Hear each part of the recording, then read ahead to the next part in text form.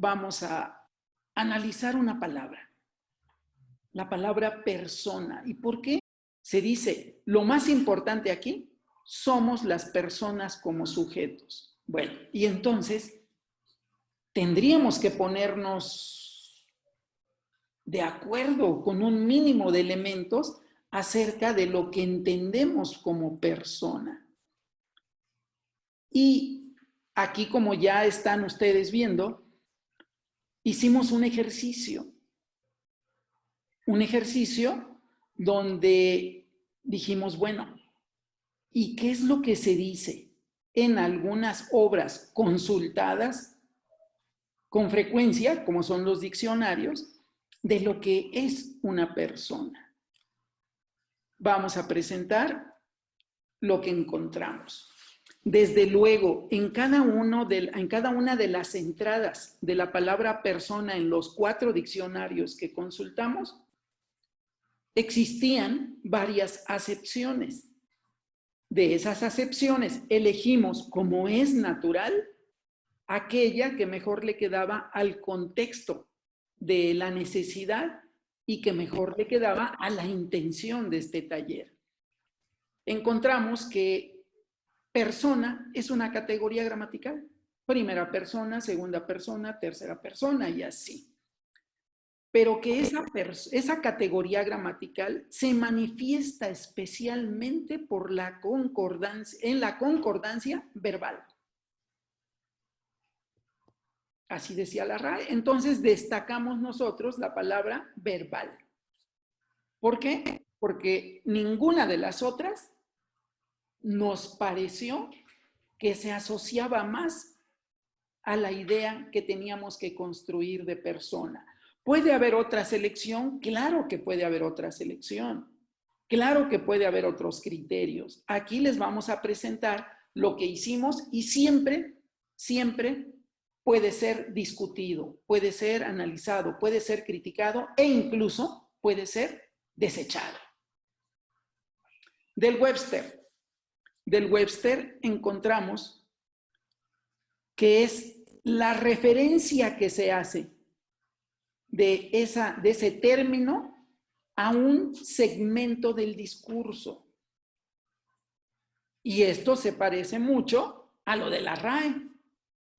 ¿Por qué? Porque esa referencia a un segmento del discurso es la persona, y esa persona se manifiesta en un discurso como categoría gramatical o en ocasiones como nombres propios. Tercera fuente, Etymonline. Etymonline saca la palabra persona de la palabra personaje del griego. Y si vemos nosotros pues digamos, cómo se representa gráficamente al teatro, siempre veremos 2 máscaras. Una con expresión de tristeza y la otra con expresión de risa, al menos. Se dice que en el teatro griego los actores salían con máscaras y desde luego que era más descansado que lo que hacen los actores y actrices de hoy, porque hoy tienen que hacer esa máscara pero con su propia cara. Entre los griegos no. Y entonces se le llamaba personaje. Personaje que representaba un carácter, una personalidad. Y ahí está incluso la palabra máscara. Pero también Etymonline hace referencia a que ese personaje, por su carácter y por el carácter de la máscara o el carácter del personaje mediante la máscara, ejecutaba un verbo. Estoy imaginándome que podría haber máscaras que representaban el llanto, que representaban la ira, que representaban la felicidad y tantas cuestiones de las pasiones humanas. El diccionario de Oxford, que fue otro que consultamos, menciona el lenguaje. Y fíjense, los otros 3, desde luego ustedes los pueden consultar. Aquí no hay tareas, ¿eh? Aquí no hay tareas. Aquí lo que pretendemos es que sea intenso el nivel de conexión cuando estemos juntos. Pero lo pueden consultar. En el de Oxford hace referencia a 3 conceptos que no estaban en los demás. El sujeto está caracterizado por la racionalidad,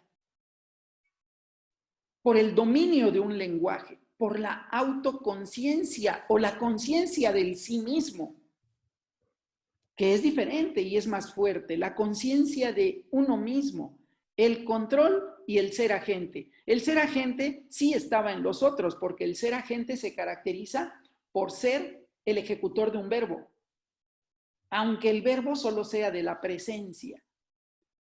En fin, estos fueron los diccionarios que consultamos, pueden haber otros. De esta consulta tratamos de obtener lo que era más, digamos, recurrente, sin querer decir que fuera forzosamente la imagen fiel. Y encontramos que el verbo se mencionaba 2 veces. El control y el ser agente. Como el verbo se mencionaba 2 veces y control 1 y agente 1, sumaba 4. Personaje sumaba 3. Y con estas, más racionalidad, lenguaje y autoconciencia que sumaban 3, con esto intentábamos la construcción del concepto de persona con estas fuentes. Y de aquí arriesgamos lo siguiente. Una persona como sujeto, y le estamos agregando sujeto gramaticalmente es el ejecutor del verbo. Pero si a nosotros nos dicen que somos sujetos porque ejecutamos verbos, pues nos quedamos cortos. Nosotros no vivimos para ser sujetos gramaticales. Vivimos para ser otro tipo de sujetos. Y por eso agregamos, una persona como sujeto es un ser humano que, nivel bajo, el de los diccionarios, un ser que se manifiesta por sus verbos y que es reconocido como agente por su capacidad de actuar. Nivel bajo. Nivel medio, todavía de diccionarios. Una persona como sujeto es un ser humano que tiene lo del nivel 1, pero también lo del nivel 2. Maneja un lenguaje, es racional y es consciente de sí mismo. Y queremos proponer este nivel para el taller.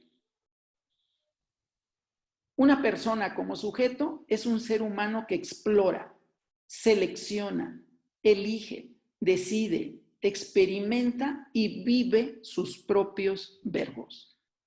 Ustedes le pueden agregar, desde luego, le pueden quitar. Y una persona como sujeto en este mundo, también nos arriesgamos a decir que debería ser todo aquel ser humano que construye nuevos significados. No estamos pretendiendo que construya nuevos significados para la política, para la ciencia, para las artes o para la guerra. No, que construya nuevos significados para su propia vida y con eso es el sujeto del nivel alto.